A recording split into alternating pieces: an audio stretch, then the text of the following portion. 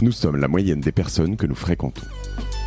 Avec Génération Do It Yourself, je vous propose de rencontrer ensemble des entrepreneurs, sportifs ou artistes qui vont littéralement faire exploser notre moyenne.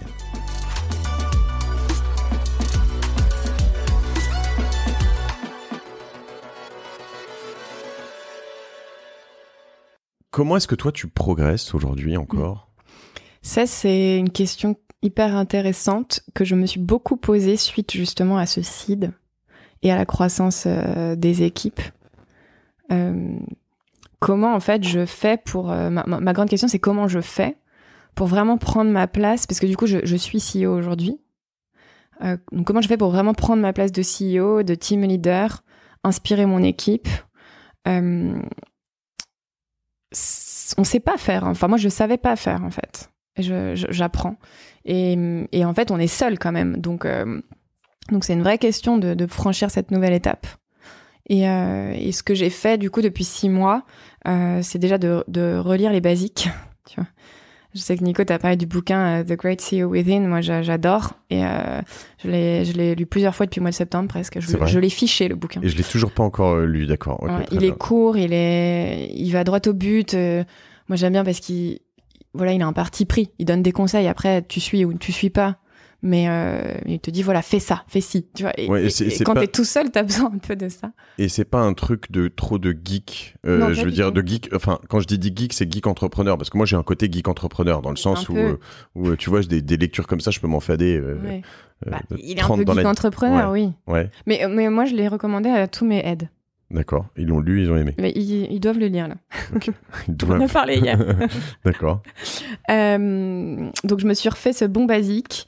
Je me suis remis au carré sur mon efficacité à mon travail, parce qu'une levée de fonds, je trouve que ça te défocus de façon incroyable. Je pense que tout le monde le dit. Et en fait, après une levée de fonds qu'on a clôturée en juillet, puis un mois d'août off, au mois de septembre, il fallait un peu remettre les pendules à l'heure. Donc je me suis repris la méthode Getting Things Done. Je me suis remise au carré, j'ai réorganisé toute ma semaine, j'ai timeboxé toute ma semaine. Getting Things Done, ok, ouais. Getting Things Done, ouais. Et j'ai été un peu militaire, quoi. Donc j'ai timeboxé ma semaine hyper précisément, et du coup ça me laisse dans ton agenda. Dans mon agenda, mes semaines sont tout est écrit à l'avance, des plages en fait. Hein. Ouais. J'ai concentré tous mes meetings en début de semaine. J'ai une journée no meeting le mercredi. Puis j'ai des plages de concentration de fond le jeudi et le vendredi. Et c'est ces plages-là en fait, c'est en étant très organisée comme ça que je libère du temps pour apprendre. Ouais, j'ai la même journée no meeting que toi, ouais, tu vois. Alors là, on m'a collé non, c'est un événement le 19. Mais oui, en effet, timeboxé. Donc je trouve que d'être très organisé, de se laisser des vraies plages de concentration, d'apprentissage, c'est important. Et il y a autre chose que j'ai faite pour apprendre de ce nouveau rôle, en fait, c'est que j'ai pris un coach. David, si tu m'entends, tu diras forcément que c'était super. David Favard. David Favard. Il me dira forcément que c'était super cette interview parce qu'il joue sur les points de force. Il dirait que c'était génial, mais... et franchement, ça m'a beaucoup aidé. Je l'avais fait sans certitude que ça me soit utile et bénéfique et que j'aime ça. Et en fait, je suis assez fan. Ça me fait réfléchir sur ma façon de faire. Ça me fait énormément progresser, et à commencer par l'aspect intelligence émotionnelle, tu vois. Comment vous bossez ? Est-ce que c'était un truc évident, ou pour toi, pendant longtemps, prendre un coach, c'était un peu un truc what the fuck ? Non, un peu what the fuck, je n'osais pas le dire. Je le disais à personne. Même Nico, il se foutait de moi, tu vois. Il va finir par en prendre. Il me dit, ouais, il va finir par en prendre, je pense. Mais moi, je l'ai fait passer sur ce podcast. Je peux te coacher, moi, tu vois. Parce qu'il m'a coaché pendant ma levée, tu vois. Forcément, je me mets dans sa roue. Quel gros con. Incroyable. Quel gros con. Dans sa roue. Donc. C'est bon, il a pas le temps, il écoute plus. Ouais, vraiment, on peut il écoutera pas jusqu'au bout, au pire. Et donc, c'était pas du tout évident, et je n'osais pas trop le dire. Et en fait, récemment, c'est terrible comme on a besoin de la validation, en fait, parfois, quand on fait certaines choses. Mais dans ce bouquin, le Great CEO Within, il dit, trouvez-vous un coach. Et là, je me dis, waouh, c'est ce que j'ai fait, c'est génial. Et du coup, ça m'a conforté dans ma décision de le faire. Et depuis, j'ose le dire. J'aurais peut-être pas dit ici si j'avais pas été validée par... Non, mais je dis ça parce que alors c'est clair que je pense que tu reprends les épisodes de 0 à 100 de Génération Do It Yourself. Tu dois même pouvoir entendre des moments où je te dis, ouais, bon, fait chier les coachs, tu vois. Enfin, j'exagère un peu, mais... J'en ai réécouté un avant de venir où tu dis ça, que le métier de coach, il y avait 8 gars. Non, mais ça, c'est sûr. Ans, ça, je le pense aussi. Il y a aujourd'hui. trop de coachs. Je pense que c'est un peu... Enfin, c'est un super boulot. Quand tu y arrives et que ça marche bien, c'est vachement cool. Mais pour eux, mais aussi pour les gens qui s'accompagnent, c'est juste le modèle économique aujourd'hui.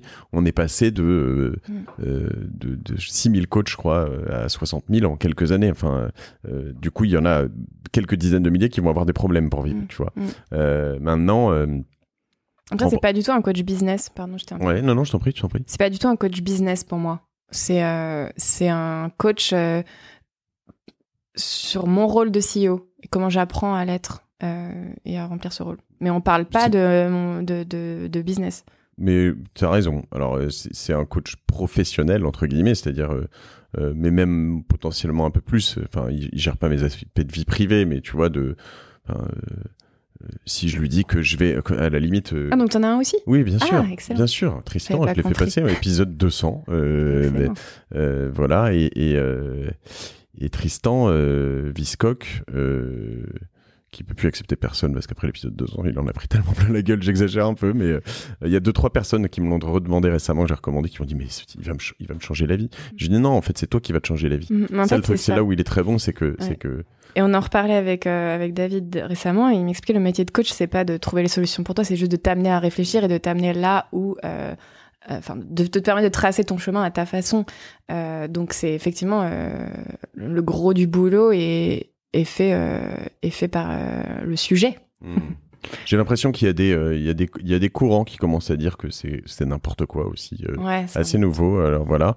Maintenant, moi, je vois potentiellement l'efficacité de certaines sessions, tu vois, que j'ai pu faire dans cette salle ou quoi, sur lesquelles on a fait des trucs qui étaient, et je parle pas, c'est pas du tout ésotérique, hein. C'est assez pragmatique, quoi. C'est me dire, ok, qu'est-ce que tu veux, comment tu veux, quels objectifs, Alors nous, on a commencé par équilibre perso. Bon, si t'aimes faire du sport, tu vas t'y remettre, tu vois. Ouais. C'était aussi simple que ça.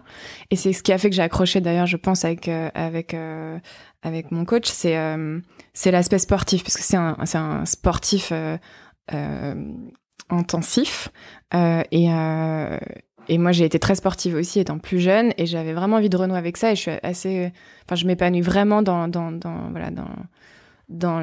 cette discipline sportive, et qu'il m'a aidé à retrouver. Quel sport tu faisais ? J'ai fait de la gymnastique pendant longtemps, la gymnastique aux agrès en complète. D'accord. Et tout. Ok. Ça va, t'es assez grande pour une gymnaste, parce que souvent ça réduit. J'étais pas à un niveau pro, donc ça va, j'ai pas trop bloqué ma croissance. Mais je suis pas si grande. Mais j'ai les mêmes atomes crochus avec mon coach pour des histoires de sport. Il en parle dans cet épisode, mais en effet, c'est un des gros, et je comprends ça. Mais c'est ça, de te dire en fait, il y a des choses que tu fais plus alors que tu as envie de le faire, fais-les en fait. Tu vois, tu n'as qu'une vie, quoi. Très bien, c'est intéressant. C'est vrai qu'on m'en parle de plus en plus, mais pas tant que ça non plus, du coaching, mais de moins en moins avec une forme de honte. Alors c'est bien pour ces 60 000 coachs qui m'ont trouvé. On mettra ses coordonnées dans l'épisode, les notes.